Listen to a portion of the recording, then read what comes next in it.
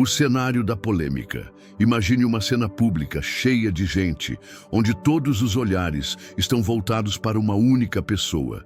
De repente, uma mulher é arrastada até o centro da multidão. Ela está abatida, envergonhada, acusada diante de todos. O que teria feito? Qual pecado seria grave o suficiente para que fosse exposta assim em praça pública? Os líderes religiosos estavam prestes a criar um dos momentos mais polêmicos do ministério de Jesus. Essa mulher foi pega em adultério e, segundo a lei de Moisés, deveria ser apedrejada até a morte.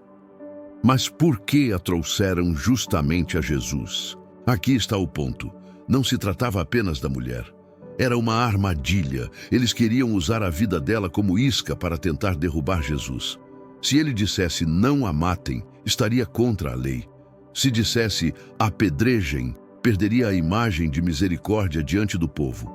E agora, o que Jesus faria? O que você acha que ele deveria responder? No próximo capítulo, vamos ver como os fariseus tentaram pressionar ainda mais Jesus para forçá-lo a dar uma resposta que pudesse ser usada contra ele. A armadilha dos líderes religiosos. Os escribas e fariseus se aproximaram de Jesus com um olhar de triunfo, como quem tem em mãos a peça perfeita para uma armadilha. Eles não estavam interessados em justiça nem em restaurar aquela mulher.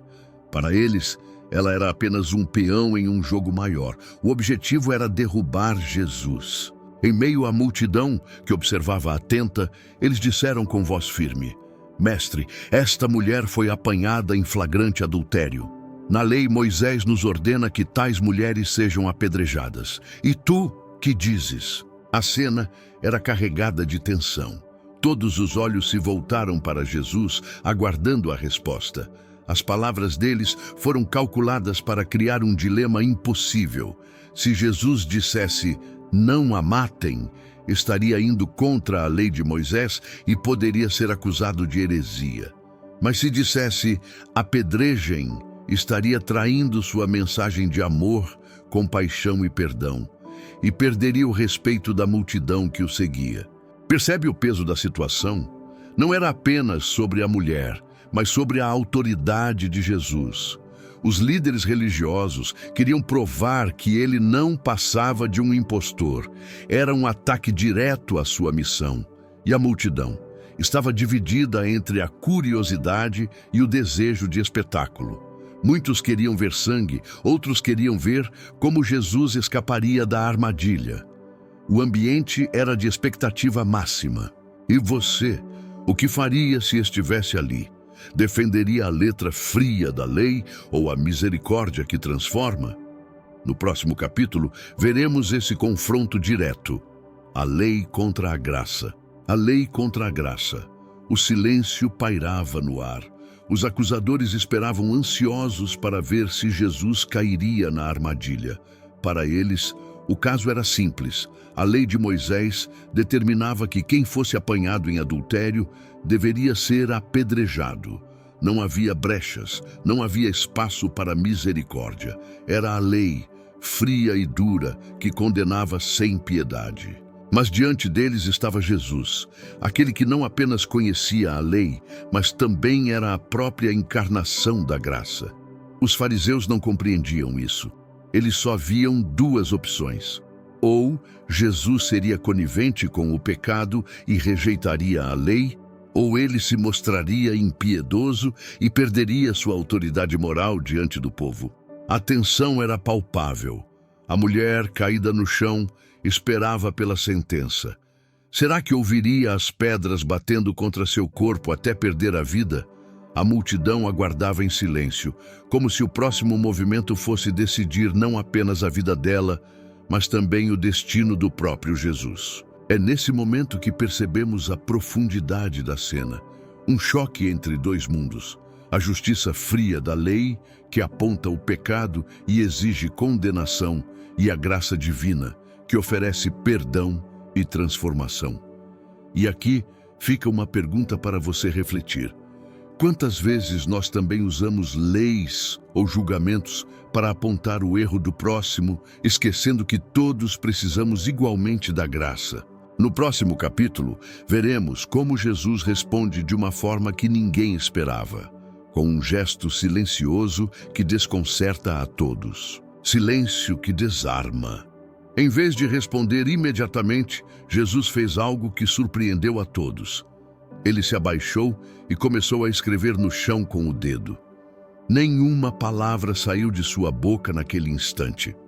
O silêncio era tão profundo que até a respiração da multidão parecia pesada. Os fariseus ficaram inquietos. Não era isso que esperavam.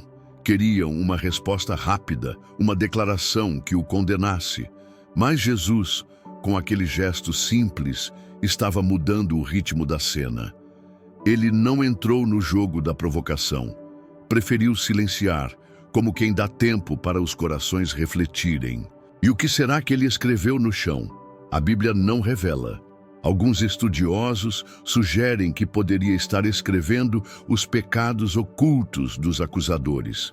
Outros pensam que era apenas um gesto simbólico para mostrar que ele não se deixava manipular. O fato é que esse detalhe misterioso continua intrigando leitores até hoje. Enquanto isso, os acusadores insistiam, pressionando-o com perguntas repetidas. Eles não suportavam o silêncio, porque o silêncio de Jesus os desarmava. Finalmente, ele se levantou, olhou para todos e disse uma frase que atravessou a história. Aquele que dentre vós está sem pecado, seja o primeiro a atirar uma pedra contra ela. Essas palavras caíram como um trovão. De repente, o julgamento que estava sobre a mulher se voltou contra cada acusador. E aqui fica a reflexão. Quantas pedras carregamos na mão contra os outros, sem perceber o peso dos nossos próprios erros? No próximo capítulo, veremos a reação inesperada da multidão diante da resposta de Jesus. As pedras que caem, o silêncio que seguiu as palavras de Jesus foi ensurdecedor. A multidão, que antes murmurava e aguardava um espetáculo de condenação, agora estava perplexa. Cada acusador sentiu o peso daquela frase em seu coração. Quem não tiver pecado, que atire a primeira pedra. De repente, o olhar dos fariseus se cruzou. Será que algum deles ousaria levantar a mão? Cada um conhecia muito bem as próprias falhas escondidas.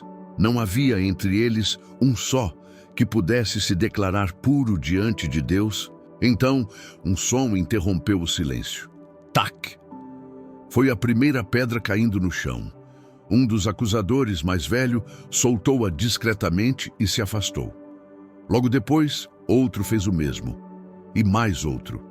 Um a um, começaram a deixar as pedras caírem até que o som se repetia em sequência, ecoando como um símbolo de derrota para a arrogância e a hipocrisia.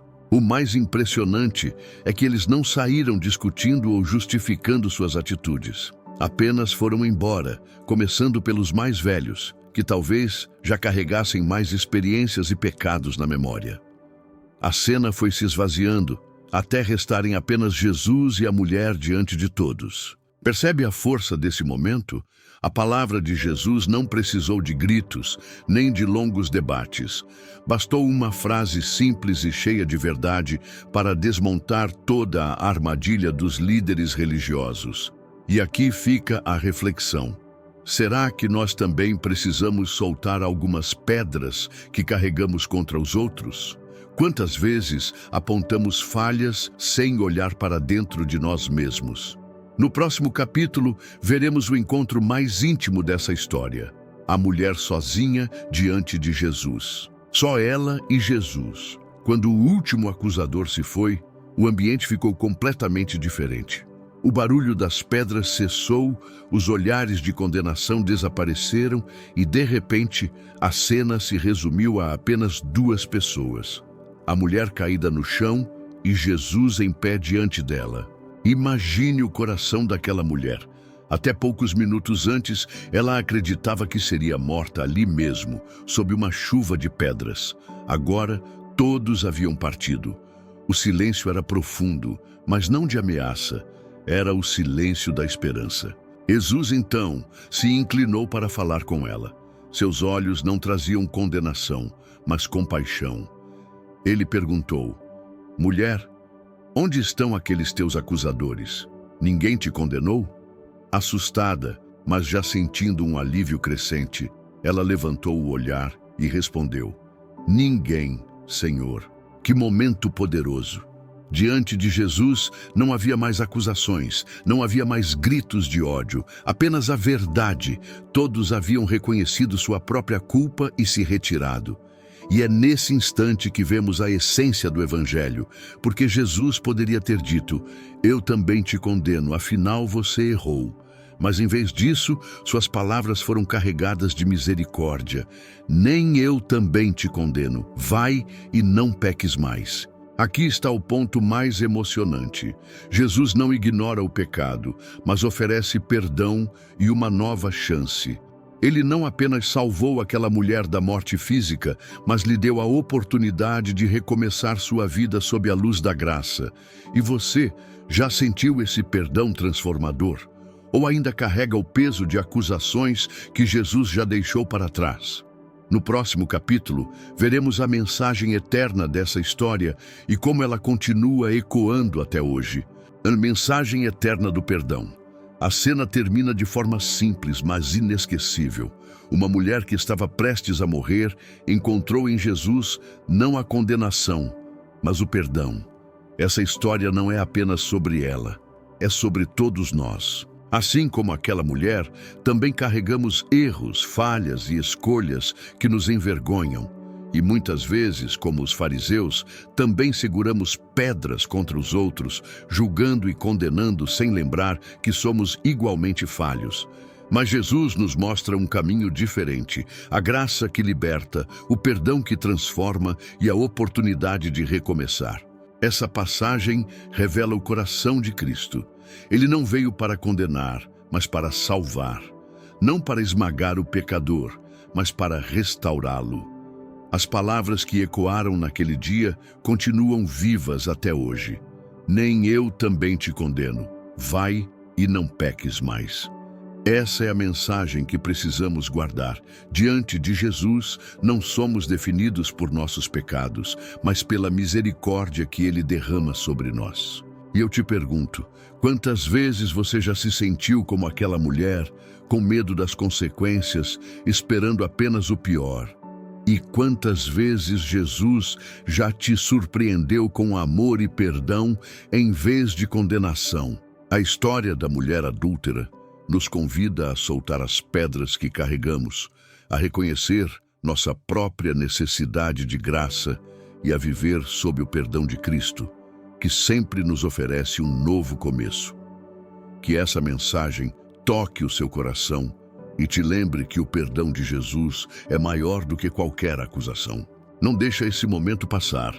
Se inscreve agora, dá aquele like que fortalece, ativa o sininho e vem viver cada capítulo dessa aventura com a gente.